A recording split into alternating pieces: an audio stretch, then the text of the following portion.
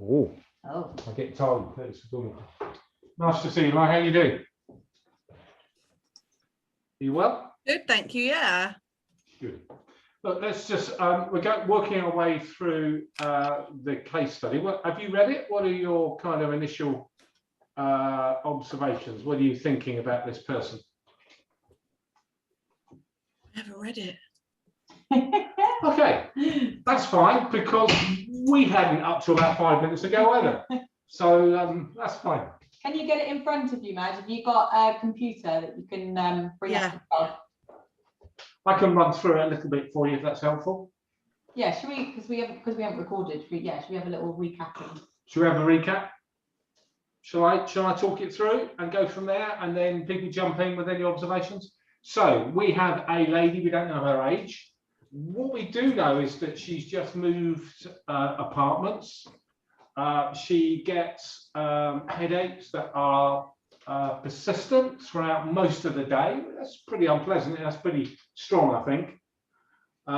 Bothersome enough to stop activity.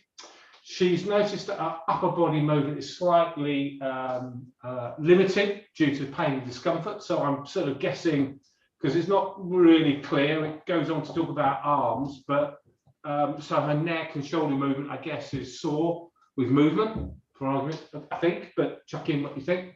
Bit of self-treatment, ice packs and stuff seems to decrease pain temporarily, which is, a bit of ice pack, I guess, or hot water bottle or whatever she's using seems to give some kind of sometimes a relief. So now she's been looked at, and what seems to be pretty clear is that there is some neurological pain patterns. So trigger point kind of referring pain through such as the headaches, shooting down the base of her skull around the occiput, posterior sides of her head. She presents with a range of movements on her dominant arm. Doesn't go into a lot of detail in terms of flexion, extension, or whatever. But we have that kind of compared to a pain pattern, stopping movement, tightness of trapezius, feelings of uncomfortable around her right shoulder. So we've got upper neck problems and neck pain, range of movement, difficulty. That's coming down also onto her right shoulder. So the traction, clinical traction, is just stretching the neck manually does relieve some kind of headache pain. So that last sentence there in the sort of introduction to this lady. So we've been just then, okay, so based on those scenarios, what's our diagnosis? What are we thinking? What's the story behind this lady, and what is she presented with, and what do we think is going on? Now here we've been talking about upper trap, we've been talking about head forward, neck forward, and thinking about that kind of upper cross syndrome where your levator scapula is really tight, and then your neck flexors here are sort of locking you in head forward, protraction, round shoulderedness of the neck. I'm sorry, the shoulder, protraction of the shoulders, that kind of stuff. But I think we all felt here that it was the bits that we need more information. It looks a little bit vague on our posture, which so that we're kind of guessing a bit, I guess. Can you treat headaches? Can you treat headaches through massage, or is it more trying to take the tension away and hope for that will help? Depends on the headache, really. I think for me, having someone come into my clinic with a new type of headache that is persistent and going kind of, they've never had anything like this before, potentially I would be kind of have that in the back of my mind. If after a treatment they didn't respond, I'd be thinking, okay, this might be a secondary headache to something else going on. And then do a referral.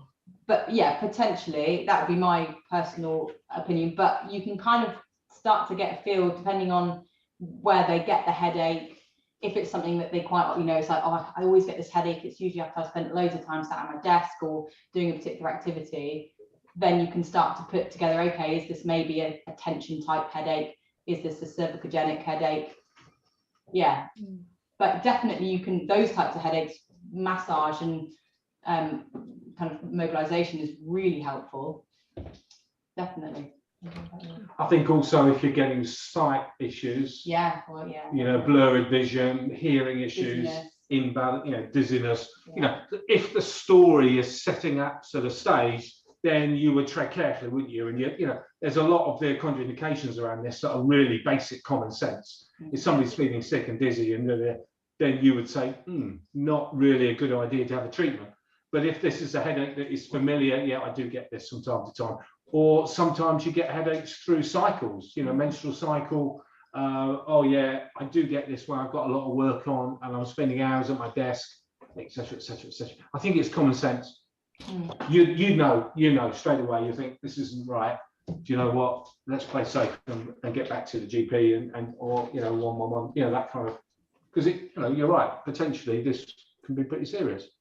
You know, if not thought about, you know, appropriately. So yeah, where do we get to with our? Well, we're just looking at what are our different diagnoses. Where are you, Bryony? Where are you thinking? If you had this person in front of you, what would you be thinking? Yeah, I think same as I said before, I'd probably be looking at the upper half rather than the lower half. Definitely into scalenes and the SCM, and then going into those muscles into the occipital the region, probably focusing on the levator scapula and I'm not sure that I'd necessarily go down into the deltoid, but that was interesting when someone said maybe going into the deltoid, because yeah. I don't separate trapezius from the deltoid muscle. Okay. I wouldn't separate them. I think they're so, because they share that attachment along the clavicle, the acranium, and the first third of the spine of the scapula. So they share the attachment where the trapezius comes down and the deltoid comes around over the shoulder. It's like a cloak. Yeah, okay. Think of that cloak type, and that's my visual kind of sense of it. So if somebody's got an upper trap tight, I think of deltoid all round, you know, medial, anterior, middle, and posterior. And similarly, if somebody's got a tight deltoid, I massage over the tops of their shoulders, and I come down on that, and I think, God, blimey, you're like a brick here. Yeah. I always think of trapezius as well. So for me, they're one muscle. I don't actually separate them. Because I think they sit so intimately together. Yeah. If they're protracted, if they've got protracted shoulders, would you also work on opening out the chest? Big time. Yeah. Particularly pec minor. Pec minor and serratus anterior are the both muscles that take our scapulars forward, give us that protraction. In boxing world, they're called jabbing muscles, your jabbers, and really get short. And when they get short, you get that very, you know, when you lay them flat on the couch on their back, you can really see that their shoulders are lifting off, you know, that roundedness. That's a real, sometimes when you get somebody standing in front of you, it gets lost because they can adjust their posture. But on the couch, they can't sort of lie, you know. So when you get them laying on their, you know, supine, you can really see that forward lifting of the shoulder blades, definitely. Yeah, nice one. So it's interesting, really, isn't it? Because she's getting these. So she's got headaches that are coming up posterior and either side of the head. But then she's got this reduction in kind of, well, we don't know, do we? No. But seemingly a reduction in right shoulder range of movement. Are we assuming that's all ranges? Yeah. So we don't know what she does for a living either, do we? Yeah, we don't know. But she seems, I mean, because she says off-campus apartment, that would suggest to me that she's student, university. Yeah, student. student, and obviously she's got an athletic trainer in yeah, I don't know, maybe. Yeah, we're making guesses, but yeah, we're not far off, are we? Yeah, true.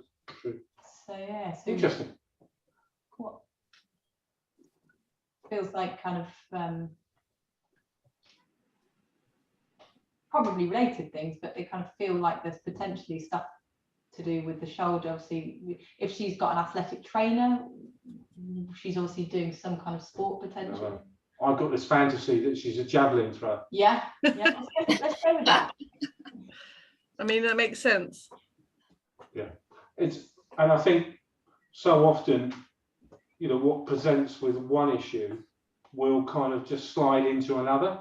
So you've got one kind of issue, one sort of pathology or something that's being presented, like headaches, and halfway through the treatment you find out that they've got scoliosis, or that their shoulder is, oh yeah, I've never been able to do that, or that's, I fell off my bike 3 months ago, or there's always a story that kind of interrelates with the problem that you're being presented with, and it's sometimes hard to see the wood for the trees kind of feel to it. And it's only by we had a bit of a discussion here earlier about, well, wouldn't we look at the pelvis and see what's going on there, and maybe there's some rotation or twist or whatever's going on in the pelvis, and we probably would, but maybe not the first treatment. Maybe the first couple of treatments is to try and reduce the acuteness. I mean, she's in pain throughout most of the day. It's pretty severe, isn't it? That's, bless her, she's in a bit of a place, really, Do you, when you're kind of collecting, so one of the things that I would, obviously she's saying that she's doing some self-treatment, and that involves heat packs, ice, rolling out, and that seems to decrease the pain. So for me, that would take me down that route, that okay, it's responding to things typically that you'd say is a muscular type picture. Potentially, obviously it says temporarily, so but that kind of would lead me more away from kind of always a joint or something like that. It would take me more down the route of something soft tissue related. Yeah. It would depend a bit on her age and the the history, isn't it? If this is an older person, maybe there's an injury issue. She fell off a bike or crashed into, the story is so important. The story is so important, isn't it? And you can red flag bits, or this, I have fibromyalgia, or I have, whatever. It's such an important, that sort of subjective aspect of our work. I never feel that you have to do it all on the first treatment, because sometimes people might not want to share everything. Sometimes it's just about dealing with the nuts and bolts of, I've got a headache, this is where it is, I can't move my arm, fix it. And then later on in other treatments, things kind of unravel that are more kind of emotional or lifestyle or whatever. Suddenly you realise that she's drinking 10 pints of beer every morning, or whatever, bits that you wouldn't necessarily think about come into the picture later on down the treatments. It's how we start off getting that trust and consistency and sharing our knowledge in that first treatment is so important, isn't it? And we don't want to overkill with questions, but we do need enough to be able to get a treatment together for now. And it's an interesting one. I think we got there in terms of diagnosis, have we? I think there's enough there. I think the bit that we talked about, the manual cervical traction providing relief. That's the kind of, for me, an interest, something to keep in the back of your head of, okay, so creating some space in the cervical spine is taking pressure off, so the headache is there. So but then does that link to maybe more than muscle, but maybe into like tendon? You've got loads of tendons and things going up into your neck. If by pulling you're almost creating that space, could it be more than muscle? You'd be stretching, you'd be putting stuff on stretch really, when you're putting traction in, actually you're stretching tissues, so might expect, if it increased discomfort, maybe actually at that, sorry, increased, discomfort. Yeah. Oh, is this ligamentous? Is this Okay. Whereas decreasing her symptoms to me would say bit of irritation, potentially some active trigger points, kind of actually on those attachments. That would be what your thoughts are. Well, my experience of coming down the neck is where your scalenes come up. I can't remember the 3 groups of scalenes, 5 and 7, 3 and 2. You know, they come all along the transverse processes of the neck, and levator scapula, top 4, scalenus, you know, upper tract. It's littered with tendon attachment, and that gets so fibrous and congested with a posture that isn't flexible, and a posture that is stopping individual joints from moving from each other. So when you're sitting at the top of the couch and you're running your fingers along those transverse, you know, 3 fingers below the end of the ear, you know, gives you a reasonable idea of the top 4, where the levator attaches. And if you touch on them, you know, people will squeal of, gee, that's really hypersensitive, and you rub on it and it feels like a gristly lump. And that's really just a good place to start with, working your fingertips around. What are you working on? Golgi receptors of the tendons, and you're working through the fascia that wraps around there, and a whole load of other stuff. So, you know, moving the neck while you're doing small circles around that transverse processes, and working your way down the spine while you're quietly moving and stretching and moving and stretching and moving and stretching, and then small circles with, you know, amazing. You can really free off you know, what feels like what's the word? You can't move it. Immovable. Thank you.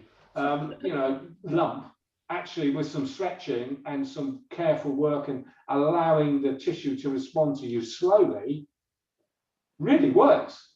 Really works. And that person will get up and suddenly get range of movement back. And you know, I've seen this hundreds of times. This lady is our bread and butter. This stuff comes into our clinics every week. Probably more so now because of the crazy world we're in than ever before. Yeah, definitely. You know, I think upper trap and all this stuff, this is a good case study for us to really kind of consider. And that whole coming down the arm and down to the elbow and the whole kind of cloak around the shoulders is a really good place to really do our stuff. And I think potentially, you know, well, obviously we don't know enough about her, and it doesn't sort of say about when things came on. But if potentially actually this started in her shoulder, you know, whatever, she might have a sport, she might not, we don't know. Then that potentially over the course of weeks or months, as soon as that starts to be affected, that's then going to start to affect and travel up to the occipitals, up to, you know, and that's maybe at that point. And obviously it was at that point where she's gone to seek some treatment, because now she's got these awful headaches that are lasting all day. But probably this was a pretty long journey of you know, she didn't just wake up one day and have headaches. This has been a journey of stuff getting shorter, getting longer, you know, changes in posture, to the point where now she's actually having a kind of consistent bothersomeness. Definitely really interesting. What's it, an ascending or descending issue?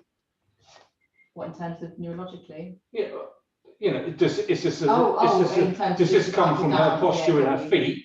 Is to say, coming up from her feet, the way she walks, she's flat-footed. She had a knee injury 3 years ago. You know, we don't know any of this. Or is this purely that she throws the javelin and she's been overdoing it a bit? She's fit and strong in her shoulders, but you know what? 3 months ago, she had a bit of a pull and didn't really look at it. And here we are 3 months later with a traveling ascending issue from her, you know, from her shoulder up into her neck and causing all this kind of stuff. Interesting. So initially you would start kind of around the pain / where she's come in, and then over several treatments kind of go a little bit more down for the cause.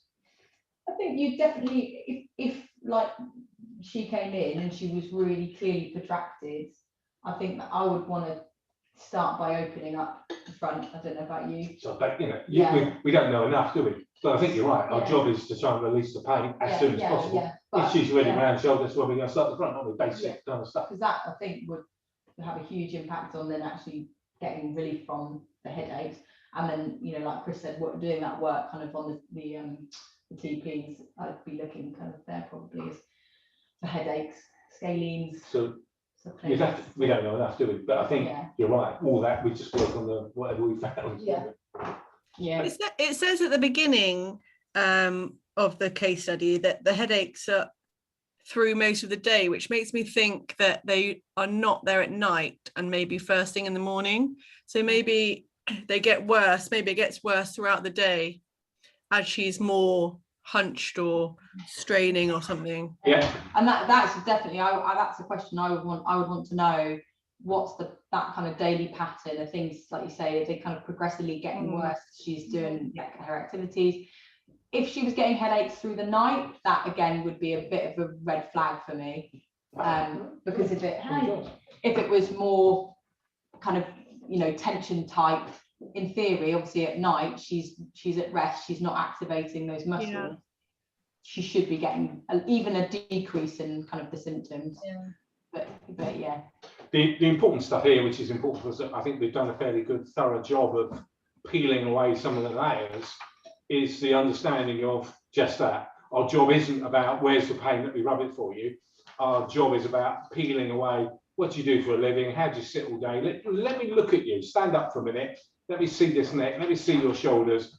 And that's the stuff that is so important, isn't it? And if we were just getting her on the couch and saying, right, let's bish bash where the pain is, then we wouldn't be doing justice to our skills. So I think, you know, we could go on and on, but I think the key bit would be that we're all saying we need to know a lot more about this person, not only her life story and what her story is, but also about how does she stand and look in front of us. And of course, we don't know that. So, I think we've done a good job on that. I feel pleased with that. That's good.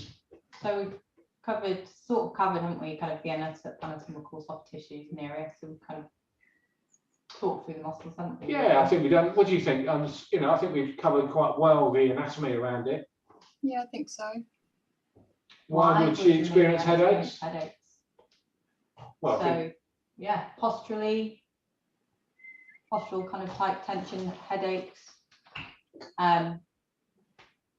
cervicogenic headaches, so kind of coming from the neck itself.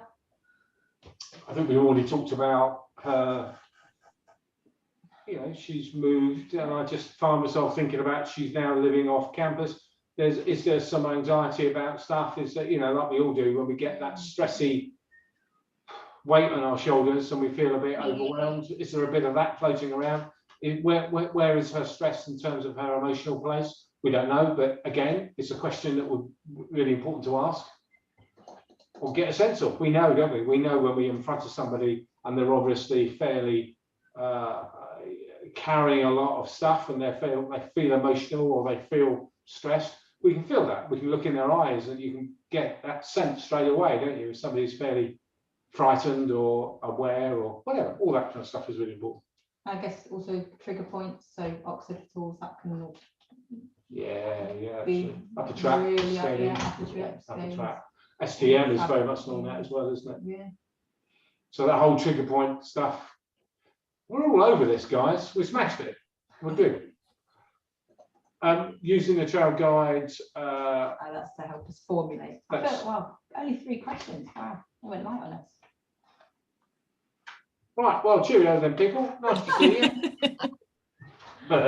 No, I suppose the bit I would always take from any of these case studies is that it's all about our story of listening to somebody and making them feel safe enough where they can allow us to share their story.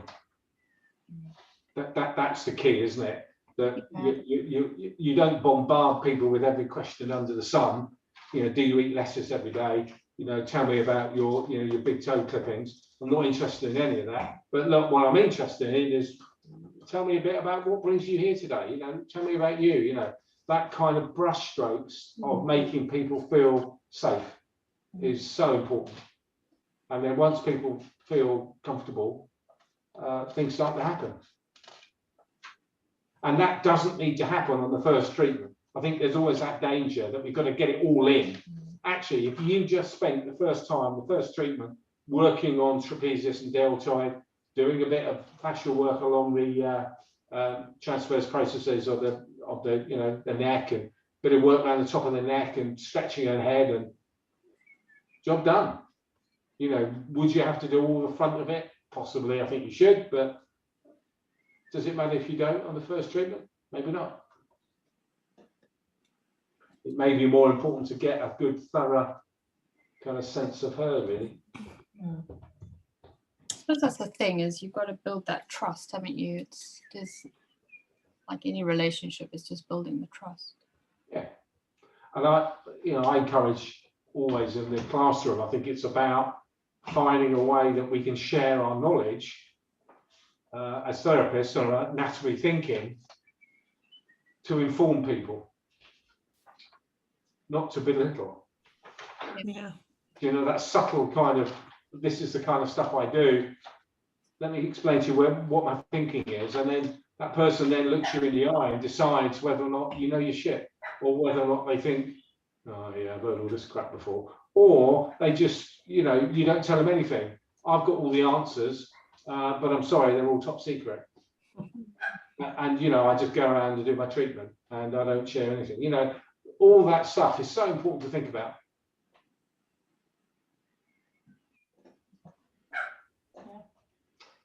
Okay, I've got a sense we've come to a natural kind of pausing, really. I mean, I'm only level 3, so I wouldn't do this, but with you guys higher levels, would you also work on their face, like maybe like pull out some of the tension of their like forehead or anything? I have to tell you, madam, without being too aggressive about it, you are qualified as a massage therapist level 3. You can massage the face with huge skill. Not qualified yet. Now you're just being flipping awkward. But I mean, would you kind of just do that just to make them feel a bit nicer? And for me, I would say there's huge interrelation between TMJ, temporal mandibular, and the neck. So for me, I'd be looking at tension through here. I'd be looking definitely, and especially if someone is really stressed, they tend to clench their jaw all the time. And some people, you know, they sleep and they grind their teeth. So yeah, definitely to be looking for tension through there. Next time you come in, we'll have a play with somebody's face. Yeah. Okay. And it's great fun. You can do. It's great. You can poke people in the eye. You can mess up their makeup. It's just a real laugh. My boyfriend's not qualified, and he can give an all right, semi-good massage on the face, so you'll be fine. No, in terms of you know, you've got a set of skills that are completely. Yeah, I often hear that. Oh well, I've only ever laid people down. You know, holistic therapists who have laid people sideways, or am I qualified to sit somebody up? Of course you are. You know, do you need to do an on-site massage course to sit somebody in a chair and give them a treatment? No, you're perfectly capable of sitting somebody in a chair and giving them a treatment. Because you have all the skills and contraindications and hand skills to do that. Absolutely. Try not to poke them in the eye or bring out the wax from their ears or anything like that. That's not so good, but the rest of it just fits fine. Okay, I'm gonna say goodnight. And well, thank you, Chris. Thanks, ladies. Thank you. No, that's really really good to have some input, and it's worked quite well tonight. We've done this this sort of case study stuff now a couple of Thursdays, first Thursday of the month, and before I've done them at home, and it's quite nice to have them here. And I think the combination of people being in the classroom and also, you know, like yourselves joining us on the Zoom is you know, feel quite a nice way forward, really. Yeah, and I think it's a good way. We'll do a bit of work on promoting it and getting people to think about it a bit more, but I'm really happy to carry on doing that. It feels like fun. Yeah, it's great if you can't make it for the whole evening, just to be able to pop in and do a quick case study. Absolutely. And yeah, people can chip in or not, or just listen. There's no pressure, which is how it should be. It's great. Unless there's only 3 of us here, in which case there's no pressure. We'll have to just come up with the goods tonight. We'll have to spread the word. Yeah. How are you both? Just quickly, how's life? And you doing all right? No, good. Yeah, I started touching other people, which is good. I was quite nervous to start with, but it's coming along. So yeah. Good. Nice to hear. Nice one. Yeah, it's really nice. We're all pretty well here. We're busy, and things are happening here at the college, which is great. Cool. Is that your aromatherapy group that's in tonight? Is that what I saw on Instagram? Oh no, that might have been from this week. They were doing potions and lotions. Yeah. We've had a couple of groups in this week doing all their making up moisturizers and various things. Smell amazing. It's unfortunately faded already. So I reckon there's a real market. Of course there's a market, but that blending of having oils made for you that fit your, we have this idea aromatherapy should be just about kind of that holistic kind of treatment, and of course I guess it does, and that's its main. But why wouldn't you take it for joint pain or inflammation or this lady with headaches? Why wouldn't we put together a blend of oils that would help her kind of just reduce her stress a bit and give her a tincture or something that she would go home with that she could, I don't know, put in a bath or or put in a pillow, or I don't know, just some, why wouldn't we? Why do we just restrict aromatherapy to think of it just being a purely a kind of holistic thing? So, interesting, isn't it? Interesting. I love this idea that we can blend our skills. We don't have to just have it all in one straight line. We can have lots of things that come together. Yeah. Okay. Cool. Thank you. Good to see you. Nice to see you both. I have to come around the back of you to turn things off. See you later. see you later.